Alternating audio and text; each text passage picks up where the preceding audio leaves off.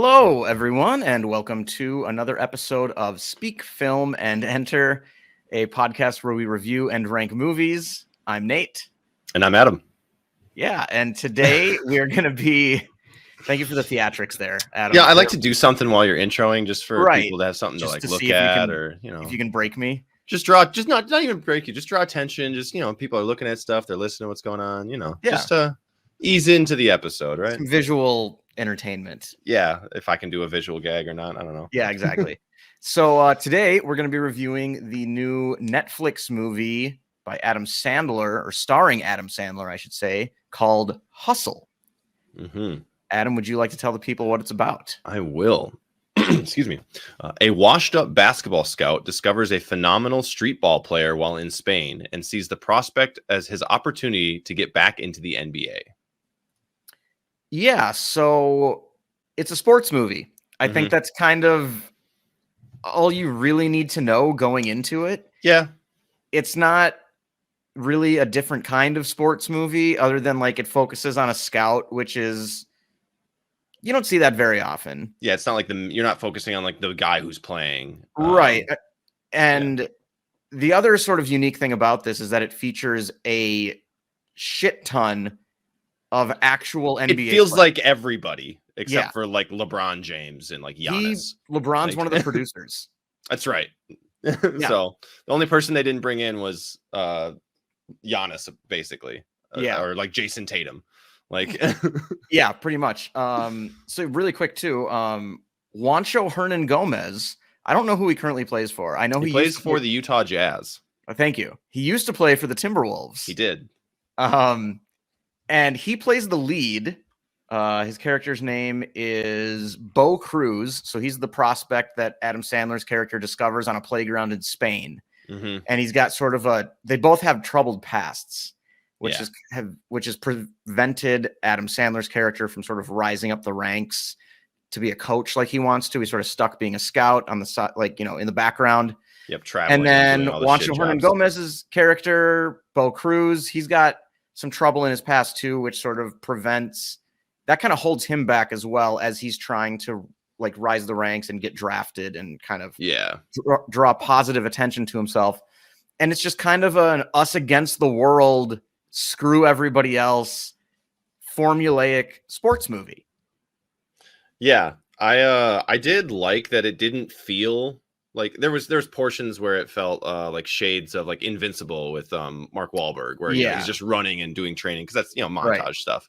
There is a training montage though. Yeah, and it's set in Philadelphia, so like there's like a Rocky reference, and there's basically, it feels like an Invincible reference. But I like that besides those points, it didn't really feel too much like a standard sports movie. It was a little bit different, which I enjoyed, but it's still formulaic in a way that you'll be familiar with. It's like a simple version of that while being slightly better, I think, than your normal, like, oh, okay, so we watch the guy and he gets really good and then he wins. Oh, okay, got it. Like, you know what I mean? You know how those can be boring. I think there are a couple things that make this feel a little different from your standard sports movie. First off, it's not a biopic. Mm-hmm. Which we usually get. And then if we don't get a biopic a lot of times, then it's a team sport. Yeah. And this is a team sport, but it's focused very much on these two guys, like one player, one scout / coach, and kind of their journey to try and get him drafted. And also then adding in the fact that this is set in modern day, which I think helps this movie quite a bit, because like we said, there are a ton of NBA players, coaches, analysts that show up in this movie. I mean, Juancho Hernan Gomez plays the lead. The second most prominent basketball player in this movie I should say not basketball player, but most prominent role from a basketball player in this movie is actually from Anthony Edwards of the Minnesota Timberwolves, who kind of plays like the cocky he plays the adversary. Heel. He plays the heel. The guy who's like really good, but you hate him.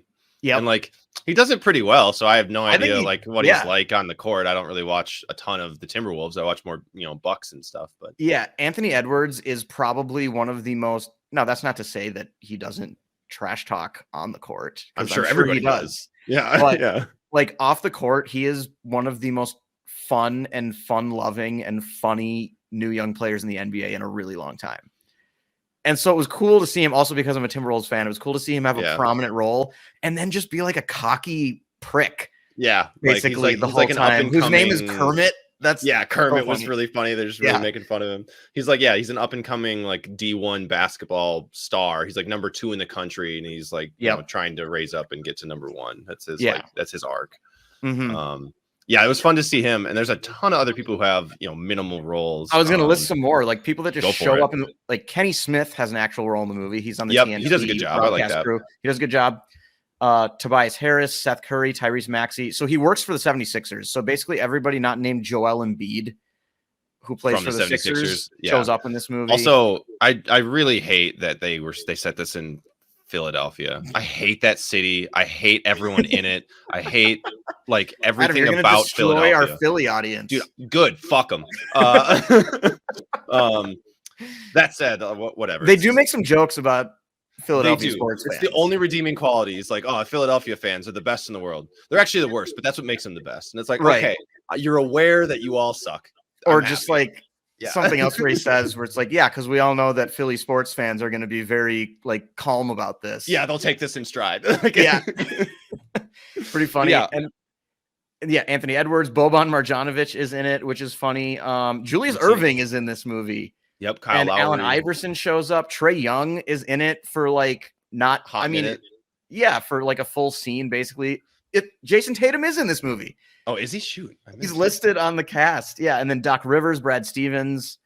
It's a fascinating collection. I mean, it's very much just like a straight up NBA movie, really. So if you're a fan of the NBA, I think you're really going to be into this. If you like basketball, if you like sports movies in general, I think this is going to be for you.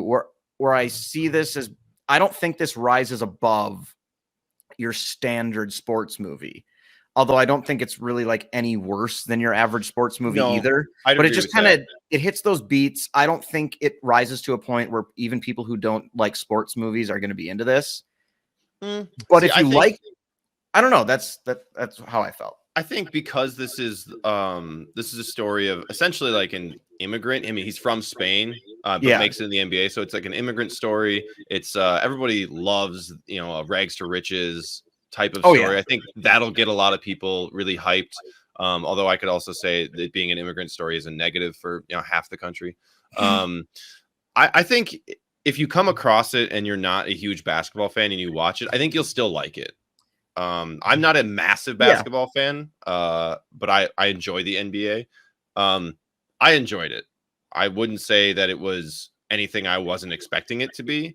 And it wasn't better than I thought it was going to be, but I was surprised. I was like, oh, okay, that was good. You know what I mean? Yeah. I also think, I mean, the big kind of elephant in the room here that we haven't really talked about is just that Adam Sandler's in this movie. Yeah. And most of his movies have been train wrecks. Well, there's an expectation generally of what an Adam Sandler movie, quote unquote, is. And this is not that. No. This is much more in line with like, you know, a better director. He's trying to make a good movie here. This is like the Meyerowitz drama roles. Like the Meyerowitz stories. Is that the name of that movie? Yep. And then Uncut Gems and like this, where he's actually acting and playing. Yeah. And he's not just doing his shtick. He's not just mailing it in and trying to be funny and having his friends in the movies. Exactly. And I will say, I mean, I've said this before, that I despise Adam Sandler's comedies. I kind of like Happy Gilmore, and I think the rest of them are all hot trash. That said, other ones. I think he's pretty good in this movie, and I like Uncut Gems, and he's funny at times in this movie too, because he actually has like some good lines to deliver. Yeah. Like there's a line about like when you're 50, you can't jump or something. All you get is like, I can't remember what it was. He's got a lot of wisdom in this movie. Depression and eczema or something. Yeah. It's something like that. I remember the line, but I don't remember the exact wording. But he does drop a lot of wisdom in this movie, which I really enjoy. It feels more motivational, and you can definitely, in those moments, is where I felt like the most connected to the characters and the most connected to the movie itself. I mean, he does typical Adam Sandler stuff. He's never going to blow you away with how good his acting is. Again, I'm somebody who didn't like Uncut Gems that much, so take that as you will. Blew me away with his performance, but that's because his bar is so low, right? I still think he was really, really good in that movie. I think he was good. He wasn't like the movie itself was fine. He doesn't rise to that level here, but he's better than he is in most of his movies. Well, yeah, like we said, he's acting. This is just a solid performance, and it's not. You're just gonna get a lot of Adam Sandler-isms. You know what I mean? Where sometimes when he tries to yell and he gets like he doesn't really yell. It's kind of like when Ashton Kutcher tries to yell. He just kind of like ends up being like man, and it's like you tried, buddy. You know, you just can't quite reach that spot. But I thought by and large, this is I would say top 5 movies of his. I fully agree with that, just because I hate most of them. So easy top 5 for me. That's fair. That's fair. I'm actually scrolling down the list, and everything since like Grown Ups 1 was 2010. So everything since, I'd say even like 2005, because that's where like, Click was in there. That's 2006. I now pronounce you Chuck and Larry was fun, but then Don't Mess with the Zohan 2008. So that's where I'd say the cutoff is. I still haven't seen Punch Drunk Love, but all these movies you're listing as like his classic heyday, I think all of those are garbage as well. So like Don't Mess with Zohan's bad. I pronounce you Chuck and Larry's all right. Click is pretty good.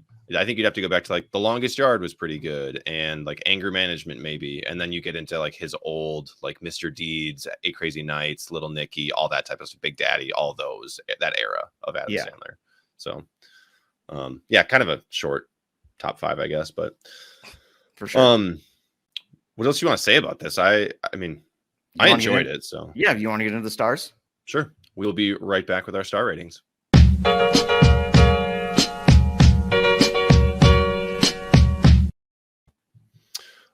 Do you want to go first? Do you want me to go first? I can go first. Sure. I think this movie is fine. I'm going to give it a 2.5. I think that's kind of what I said before, where I don't think for me this rises. If you like sports movies, you should check this out. You'll probably enjoy yourself. Mm-hmm. It's incredibly formulaic. You probably already know the ending. And that's a negative for me. But and so I think if sports movies aren't your thing, this is not going to be the movie to change your mind on that. That's fair. So I think it's fine. I watched it. It was solid. It made me laugh a couple times. It was really fun for me to watch Anthony Edwards actually be like, I think, a pretty good actor. And it's okay. It's okay. Okay. I am going to give it a slightly higher score because I think this fits exactly what we've determined is our 3-star rating. This is a good, not great. Go watch it. You'll like it, enjoy it. Again, you know what you're getting into with a sports movie most of the time. The fact that there's some star power as far as like NBA players in here is pretty fun, especially like towards the end. It's like some montage stuff with some other stars. You get an appearance from, at least for me, I was waiting for a Bucks player. I was waiting for Giannis, but we got Chris Middleton, so I'll take that. I was gonna say, I think Chris Middleton's in this movie. Yeah, he shows up a little bit, which I enjoyed.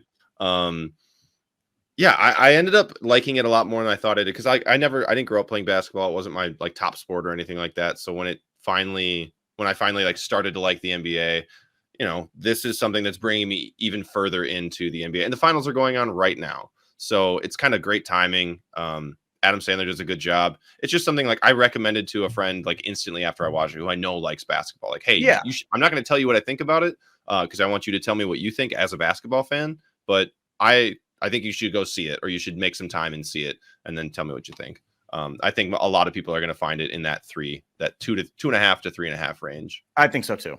Yeah. I think maybe that was my mistake. I read one review that was like glowing one of the movies of the year before I watched it. So my expectations were like surprisingly kind of high. And then I was just kind of like, oh, it's just your regular sports movie. Yeah. Yeah. With lots of famous players in it. Lots of famous players and people. I will say, because we haven't talked about this yet, Ben Foster is in this movie, and he plays kind of like the bad guy. He's the owner of the 76ers. Yeah. And I thought he did a great job by being that, rude, horrible, like owner. Right. I didn't realize that I had seen him in so many other things before. I didn't know that he was a huge name. I didn't know his name, but like I know him from, weird gap in your movie knowledge. Exactly. Like you were talking to me before. He's known for Hell or High Water, 3:10 to Yuma, and like Leave No Trace. And I've seen him in like these tiny like sci-fi movies like Pandorum. He was in Lone Survivor, which is a Mark Wahlberg movie. I mean, that's a pretty well-known movie. People know him for that one too. It is. I just like I had no idea. Out Like, of the movies you listed match to me, Lone Survivor was probably the most well-known, the most famous. Yeah, he's also in The Punisher. He's the guy with all the piercings and stuff in his face, which I like had no idea. I recognized it. And I was like, oh, that guy kind of looks familiar, but I had no idea what his name was. And then it was like, oh, it's this major actor. And I was like, oh, guess I'm way out of the loop. So I just wanted to mention him, and I thought he was good. I can't wait to see him in more things finally. So yeah. All right. Yeah. I think it is your turn to take a rap on the show, or to put a rap on the show, not take a rap. So take it away whenever you're ready. It's not worth winning if you can't win big.